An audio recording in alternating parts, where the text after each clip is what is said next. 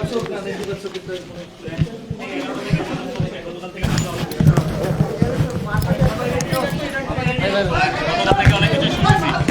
সর্বশেষ আসলে অবস্থা কি দাঁড়াচ্ছে, ইসলামী আন্দোলন কি থাকছে কি থাকছে না?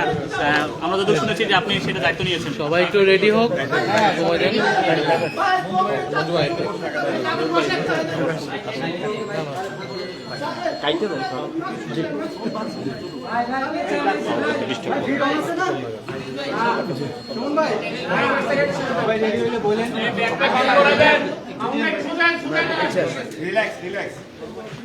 হামিদ নাই না? না না, শুরু করবো। আমরা এতদিন শুনতে পেরেছিলাম যে ইসলামী আন্দোলন 11 দলের থেকে বের হয়ে যাচ্ছে, তাদের প্রত্যাশিত আসন সংখ্যা ছাড় না পেয়ে, এবং আমরা শুনছি সকাল থেকে যে বৈঠকটি হয়েছে সেই বৈঠকটি ইসলামী আন্দোলনকে বাকি রেখে, অর্থাৎ তারা আসবে না এটা সিদ্ধান্ত নিয়েই আপনারা বৈঠক শুরু করছেন।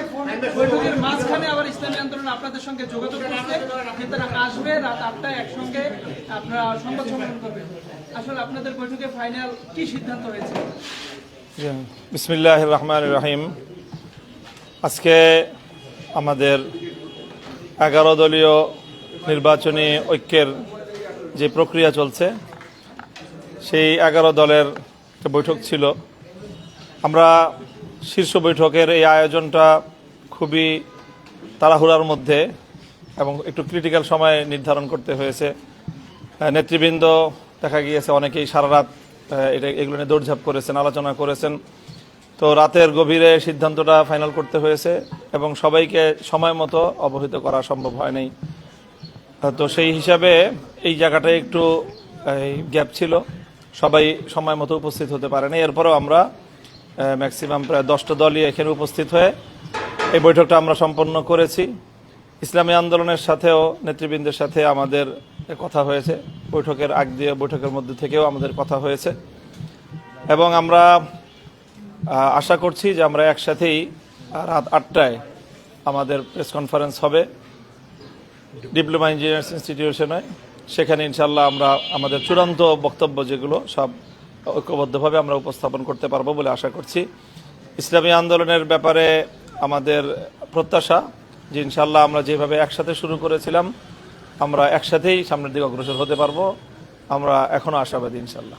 আচ্ছা, একটি বিষয় উঠে আসছে, মানে একটু আগে যখন আমরা খেলাফত মজলিসের নায়েব আমির ওনার সাথে কথা বলছিলাম, আজকে বৈঠকে আপনারা 45টি আসন সমঝোতার ব্যাপারে 45টি আসন কোথায় দেওয়া হচ্ছে ইসলামী আন্দোলনকে, এরকম একটি আলোচনায় এসেছে। এই বিষয়গুলি আমরা অফিসিয়ালি এখনো পরিপূর্ণ ফাইনাল করছি না, যেহেতু আমাদের রাত 8টার সময় আমাদের প্রেস কনফারেন্স আছে।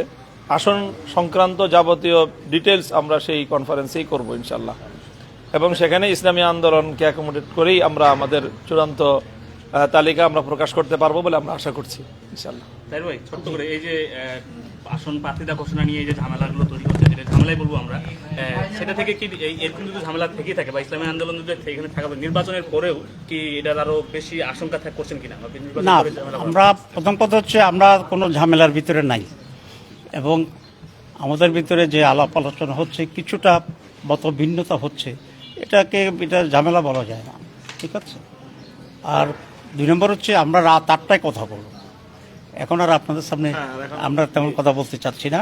সবাইকে ধন্যবাদ। ছোট্ট করে যে যেটা হচ্ছে যে আমরা যতটুকু শুনেছি যে যদি ইসলামী আন্দোলন এসে থাকে তাহলে 300 আসনে ঘোষণা হবে, না হলে 250 আসন। আসলে না আসলেও কি 300 আসন করবেন না 250 থাকবে? এটা রাত 8টায়।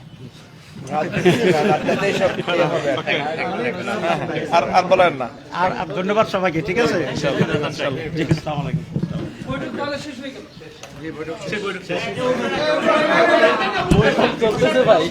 একটু বসেন, বসে থাকেন, আমরা সবাই বসে থাকেন, ওনাদেরকে বসেন ভাই, একটু বসেন, সবাই কথা বলছে না, একটু নিয়ে নেই ভাই, ছোট করে সবারটা আছে।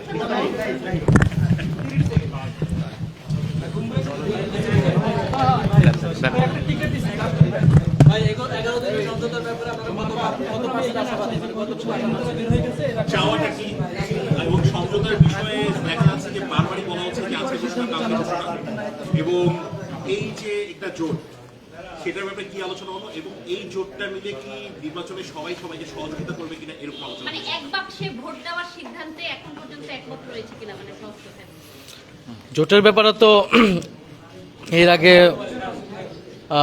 দায়িত্বশীল ওনারা বললেন, এই ব্যাপারে আমি বলবো না।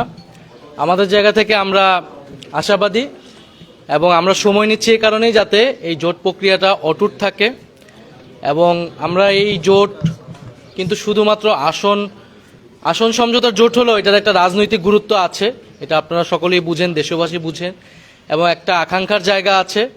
এই নির্বাচন প্রতিযোগিতাপূর্ণ হবে এবং আমাদের যেই এজেন্ডাগুলো রয়েছে, সংস্কার, দুর্নীতি বিরোধিতা, আধিপত্যবাদ বিরোধিতা, সেই এজেন্ডাগুলোকে সামনে রেখে আমরা একটা ঐক্যবদ্ধ জায়গায় নির্বাচনে অংশগ্রহণ করব এবং সবাই সবাইকে সহযোগিতা করে একটা প্রতিদ্বন্দ্বিতামূলক নির্বাচনের মাধ্যমে আমরা গণতন্ত্রে উত্তরণ করব।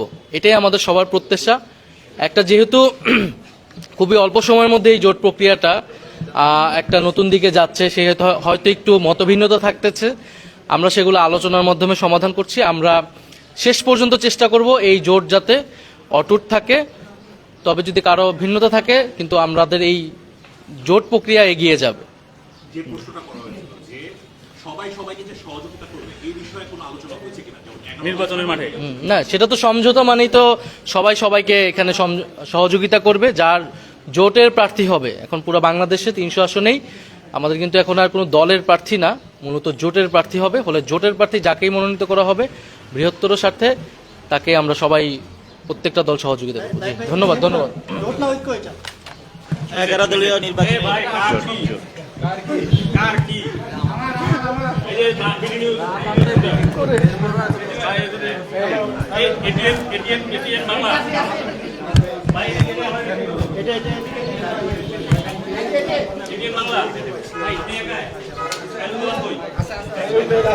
খাইরুদ্দিন লাগছে আমি ছবি তুলবো ভাই এদিকে